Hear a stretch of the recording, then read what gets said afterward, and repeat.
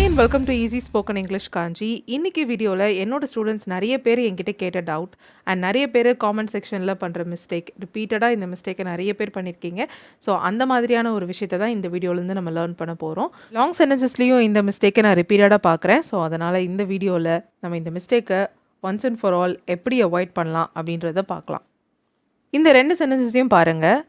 உன்னை இன்வைட் பண்ண பொண்ணை நான் பார்த்தேன், நீ இன்வைட் பண்ண பொண்ணை நான் பார்த்தேன். ஸோ 2 சென்டென்ஸ்லையுமே ஏதோ ஒரு பொண்ணை நான் பார்த்தேன்னு தான் சொல்கிறோம். அந்த பொண்ணை டிஸ்கிரைப் பண்ணி வந்திருக்கிற அந்த adjective clause ரெண்டுத்துலேயும் வேறு வேறையாக இருக்குது. ஃபஸ்ட்டு சென்டென்ஸில் உன்னை இன்வைட் பண்ண கேர்ள், 2வது சென்டென்ஸில் நீ இன்வைட் பண்ண கேர்ள். ஸோ இது 2 சென்டென்ஸ்லேயும் நம்ம கன்ஜங்ஷன் யூஸ் பண்ணணும். ஸோ பர்சன் அப்படின்னா நம்ம ஹூ அல்லது ஹோம் யூஸ் பண்ணுவோம்.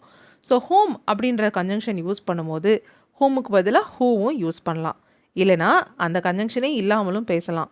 ஆனால் ஹூ யூஸ் பண்ண வேண்டிய இடத்துல ஒன்லி ஹூ மட்டும்தான் யூஸ் பண்ண முடியும், ஹோம் போட முடியாது.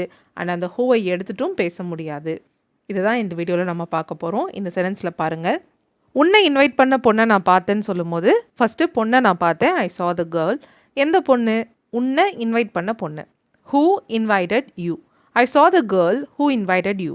ஓகே, அடுத்து நீ இன்வைட் பண்ண பொண்ணை நான் பார்த்தேன்னு சொல்லும்போது ஐ saw the girl, நீ இன்வைட் பண்ண பொண்ணு. ரைட்டாக பொண்ணை டிஸ்கிரைப் பண்ணி வந்திருக்கிற சென்டென்ஸ் நீ இன்வைட் பண்ண பொண்ணு. ஹூம் யூ இன்வைட்டட், இந்த இடத்துல ஹூமுக்கு பதிலாக ஹூ யூ இன்வைட்டட் அப்படின்னும் சொல்லலாம். ஐ saw the girl who you invited அப்படின்னும் சொல்லலாம். இல்லைனா ஹூம் எதுவுமே இல்லாமல் ஐ saw the girl you invited அப்படின்னும் சொல்லலாம். ஓகே, பட் முன்னாடி பார்த்த சென்டென்ஸில் ஐ saw the girl who invited you, இந்த ஃபர்ஸ்ட் சென்டென்ஸில் ஹூ இல்லாமல் நீங்கள் பேச முடியாது. ஐ saw the girl invited youன்னு சொல்ல முடியாது. ஓகேங்களா? ஸோ இதில் எப்படி ஞாபகம் வச்சுக்கலாம் அப்படின்னா, இந்த கன்ஜங்ஷன் பக்கத்தில் ஒரு சப்ஜெக்ட் வராமல் வேர்ப் வரும்போது கன்ஜங்ஷன் இல்லாமல் நம்ம சென்டென்ஸில் பேச முடியாது. ஐ saw the girl invited அப்படின்னு மட்டும் சொல்ல முடியாது. கன்ஜங்ஷன் who invited you இதை சொல்லி தான் சொல்லணும். நெக்ஸ்ட் சென்டென்ஸில் பாருங்கள். ஐ saw the girl you invited, ஒரு சப்ஜெக்ட் இருக்குது. ஹூ அல்லது ஹோம் யூஸ் பண்ணாலும் ஓகே, பண்ணலைனாலும் ஓகே, பிகாஸ் அங்கே ஒரு சப்ஜெக்ட் இருக்குது. ஐ saw the girl whom you invited, home பக்கத்தில் ஒரு சப்ஜெக்ட் வந்திருக்கு. ஸோ இந்த பிளேஸில் தான் ஆக்சுவலி நம்ம ஹோம் யூஸ் பண்ணணும். சப்ஜெக்ட் இல்லைனா ஹூ யூஸ் பண்ணணும். But it is okay if you use who in the place of whom. Whom போட வேண்டிய இடத்துல ஹூ போட்டிங்கனாலும் ஓகே. அந்த இடத்துல நீங்கள் கன்ஜங்ஷனே இல்லாமலும் பேசிக்கலாம் 2வது சென்டென்ஸில். ஓகே, பட் ஃபர்ஸ்ட் சென்டென்ஸில் நீங்கள் கன்ஜங்ஷன் இல்லாமல் பேச முடியாது. இந்த மாதிரி சென்டென்சஸ் தான் இப்போ நம்ம லாங் சென்டென்ஸில் பார்க்க போகிறோம். ஸோ இதே மாதிரி ஒரு எக்ஸாம்பிள் லாங் சென்டென்ஸில் பார்க்கலாம். உன்னை இன்வைட் பண்ண பொண்ணு என்னோட ஃப்ரெண்டாக இருந்தால் நான் உன் கூட வருவேன். ஓகே, ஸோ பொண்ணு என்னோட ஃப்ரெண்டாக இருந்தா, if the girl is my friend. But girl மட்டும் சொல்ல, என்ன பொண்ணுன்னு சொல்கிறோம்? உன்னை இன்வைட் பண்ண பொண்ணு. கரெக்டாக இங்கே என்ன யூஸ் பண்ணணும்? who invited you or whom you invited. If the girl who invited you is my friend. Correct? So இப்படி எழுதக்கூடாதுன்னு பாருங்கள். If the girl invited you is my friend, இப்படி எழுதக்கூடாது. And also if the girl is my friend who invited you, இப்படி எழுதக்கூடாது. கேர்ளை describe பண்ணி வந்திருக்கிற sentence who invited you, உன்னை அழைத்த பெண். அந்த சென்டென்ஸை கேர்ள் பக்கத்துலேயே தான் நம்ம எழுதணும். If the girl who invited you is my friend, நான் உன் கூட வருவேன். I would come with you. Okay, so இப்போ நெக்ஸ்ட் வேறு adjective clause போட்டு இதே சென்டென்ஸை பார்க்கலாம். நீ இன்வைட் பண்ண போகிற பொண்ணு என்னோடய ஃப்ரெண்டாக இருந்தால் நான் உன் கூட வருவேன். இன்வைட் பண்ண போகிற பொண்ணு என்னோடய ஃப்ரெண்டாக இருந்தால் கூட நான் வருவேன், அவள் எனக்கு ஃப்ரெண்டு கூட இல்லை, நான் எப்படி வர்றது? அந்த மாதிரி ஒரு கான்டெக்ஸ்ட். ஓகே, ஸோ நீ இன்வைட் பண்ண போகிற பொண்ணு என் ஃப்ரெண்டாக இருந்தா, if the girl whom you are going to invite is my friend, இந்த இடத்துல ஹூமுக்கு பதிலாக ஹூவும் யூஸ் பண்ணலாம்.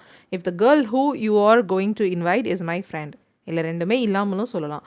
If the girl you are going to invite is my friend, I would come with you. Because இங்கே whom பக்கத்தில் ஒரு subject you இருக்குது. So subject இருக்கும்போது நீங்கள் ஹூ அல்லது ஹோம் எது வேணால் யூஸ் பண்ணலாம், இல்லை இல்லாமலும் பேசலாம். பட் இதுக்கு முன்னாடி பார்த்த சென்டென்ஸில் if the girl who invited you, உன்னை இன்வைட் பண்ண பொண்ணு who invited you, அந்த இடத்துல ஹூ இல்லாமல் பேச முடியாது. அண்ட் ஹூக்கு பதிலாக ஹோமும் போட முடியாது. Okay, alright, I would come with you. If the girl whom you are going to invite is my friend, I would come with you. Alright, the next one. எனக்கு assign பண்ண புக்கை நான் ஏற்கனவே படிச்சிட்டதுனால எனக்கு வேறு ஒன்று அசைன் பண்ண முடியுமா? ஓகே, எனக்கு அசைன் பண்ண புக்கை நான் ஏற்கனவே படிச்சிட்டதுனால, ஸோ நான் புக்கை ஆல்ரெடி படிச்சிட்டதுனால அதை மட்டும் சொல்லலாம். Since I have already read the book, since I have already read the book. இப்போ எந்த புக்குன்னு சொல்லி புக்கை டிஸ்கிரைப் பண்ணியிருக்கோம்? எனக்கு அசைன் பண்ணப்பட்ட ஒதுக்கப்பட்ட புத்தகத்தை. கரெக்டாக? Since I have already read the book that has been assign to me. Has been அசைன்னா எனக்கு ஒதுக்கப்பட்ட பாசிவ் வாய்ஸில் இருக்குது. ஸோ that பக்கத்தில் இங்கே டைரெக்டாக verb வந்திருக்கு, ஹேஸ் பின் அசைன்டுன்னு சொல்லி. இந்த இடத்துல that இல்லாமல் நம்ம பேச முடியுமா? நோ, முடியாது. Since I have already read the book has been assign to மீன்னு சொல்லக்கூடாது. that has been assigned to me, that சேர்த்து தான் சொல்லணும். எனக்கு வேறு ஒன்று அசைன் பண்ண முடியுமா? Can you assign me a different one? Okay, since I have already read the book that has been assign to me, can you assign me a different one? So கிளாஸில் teacher எல்லாருக்கும் ஒரு book assign பண்ணுறாங்க, இது படிச்சுட்டு வர சொல்லி. So assign பண்ண உடனே ஒரு பையன் சொல்கிறான், since I have already read the book that has been assign to me, எனக்கு அசைன் பண்ணப்பட்டிருக்கிற புக்கை நான் ஆல்ரெடி படிச்சிட்டதுனால எனக்கு வேறு ஏதாவது கொடுங்க அப்படின்னு கேட்குறான். ஓகே, ஸோ இதே மாதிரி இன்னொரு எக்ஸாம்பிள் பாருங்கள். நீங்கள் எனக்கு அசைன் பண்ண புக்கை நான் ஏற்கனவே படிச்சிட்டதுனால, ஸோ நீங்கன்னு ஒரு சப்ஜெக்ட் சொல்லியிருக்கோம், எனக்கு வேறு ஒன்று நீங்கள் அசைன் பண்ண முடியுமா? இது எப்படி சொல்லலாம்? Since I have already read the book, புக்கை டிஸ்கிரைப் பண்ணி வந்திருக்கிற சென்டென்ஸ் என்ன? நீங்கள் எனக்கு அசைன் பண்ணியிருக்கிற புக்கு. ஓகே, நீங்கள் எனக்கு ஒதுக்கி இருக்கிற புத்தகம். சரிங்களா? Since I have already read the book that you have assigned to me, can you assign me a different one? Okay, இந்த இடத்துல that பக்கத்தில் யூன்ற சப்ஜெக்ட் இருக்கிறதுனால that இல்லாமலும் நம்ம இந்த சென்டென்ஸை சொல்லலாம். Since I have already read the book you have assigned to me, can you assign me a different one? Okay, so இன்னும் கொஞ்சம் பெட்டராக புரிஞ்சிருக்கும்னு நினைக்கிறேன். இதே மாதிரி இன்னும் சில எக்ஸாம்பிள்ஸ் பார்க்கலாம். வேலை செய்யாத கம்ப்யூட்டரை செக் பண்ணும்போது கவனமாக இருங்க. ஓகே, ஸோ ஒரு விஷயத்தை செய்யும்போது when you check the computer, எந்த கம்ப்யூட்டர்? வேலை செய்யாத computer, computer that is not working, கவனமாக இருங்க, please be careful. Okay, when you check the computer that is not working, please be careful.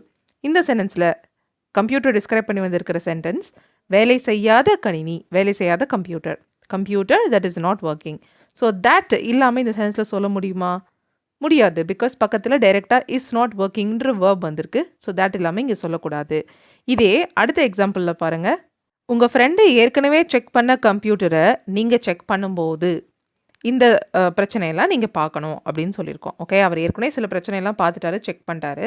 So அதை நீங்கள் திருப்பி செக் பண்ணும்போது இந்த பிரச்சனையெல்லாம் நீங்கள் பாருங்கள் அப்படின்னு சொல்கிறோம். Okay, so when you check the computer, எந்த கம்ப்யூட்டர்? உங்கள் நண்பர் சரிபார்த்த கணினியை.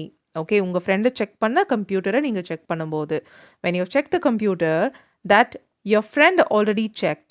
ஸோ that பக்கத்தில் ஒரு சப்ஜெக்ட் யுவர் ஃப்ரெண்டுன்னு வந்திருக்கு, கரெக்டாக? ஸோ ஒரு சப்ஜெக்ட் இருக்கிறதுனால இங்கே that இல்லாமலும் சொல்லலாம். When you check the computer, your friend already checked. You should look for these issues. இந்த பிரச்சனைகளை நீங்கள் பார்க்கணும். You should look for these issues. Alright? When you check the computer, your friend already checked. இல்லைனா when you check the computer that your friend already checked, you should look for these. Okay? So புரிஞ்சிருக்கும்னு நினைக்கிறேன். Next set of examples நீங்கள் try பண்ண போகிறீங்க, பார்க்கலாம். உனக்கு கால் பண்ண person என்னுடைய பிஸ்னஸில் இன்ட்ரெஸ்டடாக இருந்தா, ஆர்வமாக இருந்தா, நான் அவர்கிட்ட பேசுகிறேன். ஓகே, உனக்கு கால் பண்ண பர்சன் என்னுடைய பிஸ்னஸில் ஆர்வமாக இருந்தா எப்படி சொல்லலாம்?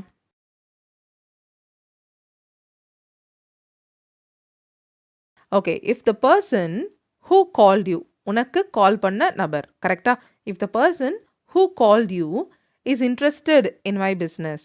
ஓகே, என்னுடைய பிஸ்னஸில் இன்ட்ரெஸ்டடாக ஆர்வமாக இருந்தா, if the person who called you is interested in my business, I will speak with him R her.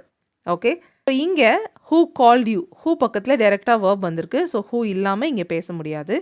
அதே மாதிரி என்ன கன்ஜங்ஷனாக இருந்தாலும் அந்த கன்ஜங்ஷன் பக்கத்தில் வேர்ப் வந்ததுன்னா அந்த கன்ஜங்ஷன் இல்லாமல் நீங்கள் பேசக்கூடாது. இதே மாதிரி இன்னொரு எக்ஸாம்பிள் பாருங்கள். நேற்று நீ கால் பண்ண பர்சன். ஓகே, நேற்று நீ அழைத்த நபர் என்னுடைய தொழில் ஆர்வமாக இருந்தாலும் சொல்லியிருக்கோம். ஸோ எந்த பர்சன்? நேற்று நீ கால் பண்ண பர்சன். ஸோ நீன்ற சப்ஜெக்ட் இருக்குது. அப்போ என்ன யூஸ் பண்ணலாம்? whom you calledன்னு சொல்லலாம், இல்லை who you calledன்னு சொல்லலாம். இது ரெண்டுமே இல்லாமல் person you called yesterday. If the person you called yesterday or whom you called yesterday or who you called yesterday is not interested, என்னோட தொழிலில் இன்ட்ரெஸ்டடாக இல்லைன்னா நான் அவர்கிட்ட பேச மாட்டேன்னு கொஞ்சம் மாற்றிருக்கேன். is not interested in my business, I will not speak with him or her. Okay, if the person who you called or whom you called is not interested, I will not speak. ஓகேங்களா? alright, the next one is, இங்கே 2 sentences இருக்குது. இந்த 2 சென்டென்சஸ்க்கு answer நீங்கள் try பண்ணுங்கள். நாங்கள் உன்னை கேட்ட கேள்விக்கு நீ பதில் சொன்னதுனால நீ செலக்ட் பண்ணப்படுற. ஓகே, நீ செலக்டட். சரிங்களா? இது ஒன்று. நெக்ஸ்ட்டு, உங்கள் சிலபஸில் இல்லாத கேள்விக்கு நீ பதில் அளித்ததுனால நீ செலக்ட் ஆகிற, நீ செலக்ட் செய்யப்படுகிறாய். You are selected. ஓகே, இது ரெண்டையும் நீங்கள் ட்ரை பண்ணுங்கள். ஸோ ஃபர்ஸ்ட் சென்டென்ஸ் என்னதுன்னா, நாங்க உன்னை கேட்ட கேள்விக்கு நீ பதில் சொன்னதுனால. Since you answered the question. எந்த கொஸ்டின்ஸ்? நாங்க உன்னை கேட்ட கேள்விகள். That we asked you, you are selected. 2வது உன்னுடைய சிலபஸ்ல இல்லாத கேள்விகளுக்கு நீ பதில் சொன்னதுனால. ஸோ நீ பதில் சொன்னதுனால. Since you answered the questions. எந்த கேள்விகள்? சிலபஸ்ல இல்லாத கேள்விகள். That are not in your syllabus, you are selected. Okay. இந்த 2 சென்டென்ஸ்ல எங்க தட் இல்லாம பேசலாம்? ஃபர்ஸ்ட் ஒன்ல since you answer the questions we asked you. 2வதுல since you answer the question are not in your சிலபஸ்னு சொல்லக்கூடாது. Since you answer the question that are not in your syllabus, you are selected. Okay. So இப்போ இது ரொம்ப கிளியரா உங்களுக்கு புரிஞ்சிருக்கும்னு நினைக்கிறேன். ஸோ இந்த வீடியோ அவ்வளோதான். ஸோ இதே மாதிரி சென்டென்சஸ் நீங்களும் ட்ரை பண்ணி பாருங்க. உங்களுக்கு டவுட்ஸ் இருந்தால் காமெண்ட்ஸ்ல கேளுங்க. Thank you so much for வாட்சிங் this lesson till the very end. I'll see you all in the next video. Till then, take care and bye.